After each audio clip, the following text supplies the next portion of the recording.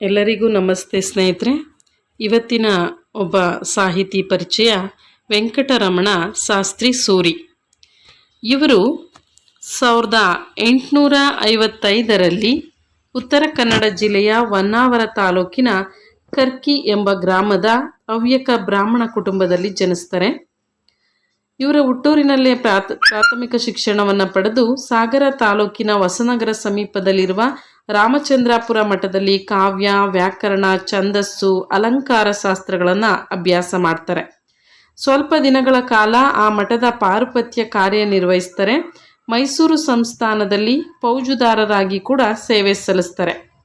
ಕರ್ಕಿ ಮಹಾಬಲೇಶ್ವರ ಭಟ್ಟ ಅವರೊಂದಿಗೆ ಸೇರಿ ಹವ್ಯಕ ಬಂಧುಗಳಿಂದ ನಿಧಿಯನ್ನು ಸಂಗ್ರಹಿಸಿ ಮುಂಬೈಯಲ್ಲಿ ಕರ್ಕಿ ವೆಂಕಟರಮಣ ಶಾಸ್ತ್ರಿ ಅಂಡ್ ಕಂಪನಿ ಎಂಬ ಸಂಸ್ಥೆಯನ್ನು ಸ್ಥಾಪಿಸ್ತಾರೆ.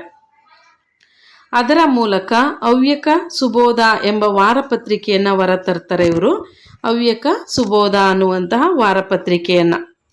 ನಂತರ 1888ರಲ್ಲಿ ಮಕ್ಕಳಿಗಾಗಿ ಹಿತೋಪದೇಶ ಎಂಬ ಕನ್ನಡ ಸಾಹಿತ್ಯ ಪತ್ರಿಕೆಯನ್ನು ಪ್ರಾರಂಭ ಮಾಡ್ತಾರೆ.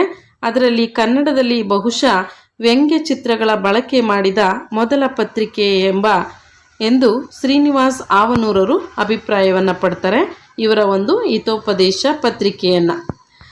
ಇದರ ನಂತರದಲ್ಲಿ ಇವರು ಹವ್ಯಕ ಹಿತೇಚ್ಛು ಎಂಬ ಕಾವ್ಯನಾಮ ಹೊಂದಿದ್ದು, ಇವರ ಇತಿಹಾಸ, ಧರ್ಮ ಮತ್ತು ಮಠಗಳಿಗೆ ಸಂಬಂಧಿಸಿದ ಗ್ರಂಥಗಳನ್ನು ಮಾತ್ರವಲ್ಲದೆ ಮನುಸ್ಮೃತಿ, ಯೋಗ ವಾಸಿಷ್ಯ, ದುರ್ಗಾ ಸಪ್ತಸತಿ, ಪರಮದೇವ ಕವಿಯ ತುರಂಗ ಭಾರತ ಮುಂತಾದ ಕೃತಿಗಳನ್ನು ಸಂಪಾದಿಸಿ ಪ್ರಕಟಿಸ್ತಾರೆ.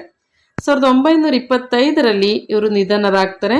ಇವರ ಇನ್ನಿತರ ಕೃತಿಗಳನ್ನು ನೋಡೋದಾದರೆ ಕಿಬ್ಬಚ್ಚಲು ಮಂಜಮ್ಮನ ವೇದಾಂತ ತತ್ವಸಾರ, ದಕ್ಷಿಣ ಯಾತ್ರಾ ಚರಿತ್ರೆ, ಪ್ರಾಚೀನ ನಾಟ್ಯ ಕಥಾರ್ಣವ, ಅನಾರ್ಯ ವಿವರ ಇವು ಇವರ ಕೃತಿಗಳು.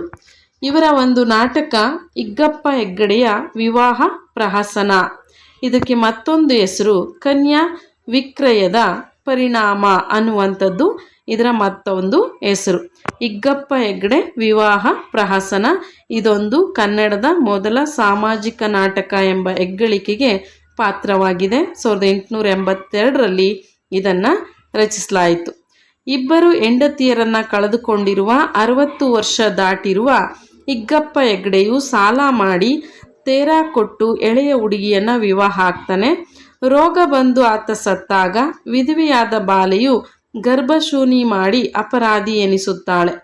ಈ ಅಪರಾಧದಲ್ಲಿ ಸಾಮಾಜಿಕ ದೋಷವೇ ಹೆಚ್ಚಾಗಿದೆ ಎಂದರಿತ ನ್ಯಾಯಮೂರ್ತಿಗಳು ಆಕೆಗೆ ಅಲ್ಪ ಶಿಕ್ಷೆಯನ್ನು ವಿಧಿಸುತ್ತಾರೆ. ಇದೇ ಈ ನಾಟಕದ ವಸ್ತು. ಇದು ಹವ್ಯಕ ಕನ್ನಡ ಭಾಷೆಯಲ್ಲಿ ರಚಿತವಾಗಿದೆ. ಇದು ಕನ್ನಡದ ಮೊದಲ ಸಾಮಾಜಿಕ ನಾಟಕ ಎಂಬ ಹೆಗ್ಗಳಿಕೆಗೂ ಪಾತ್ರವಾಗಿದೆ. ಇಗ್ಗಪ್ಪ ಹೆಗ್ಗಡೆ ವಿವಾಹ ಪ್ರಹಸನ ಅನ್ನುವಂಥ ನಾಟಕ ಬರೆದವರು ಯಾರು ಅಂತ ಹೇಳಿ ಪ್ರಶ್ನೆ ಆಗಿದೆ. ಇದನ್ನು ಬರೆದವರು ವೆಂಕಟರಮಣ ಶಾಸ್ತ್ರಿ ಸೂರಿ ಅಥವಾ ಕರ್ಕಿ ವೆಂಕಟರಮಣ ಸೂರಿ ಅಂತ ಕೂಡ ಇವರನ್ನು ಕರೆಯುವಂಥದ್ದಿದೆ. ಇದಿಷ್ಟು ಇವರ ಪರಿಚಯ.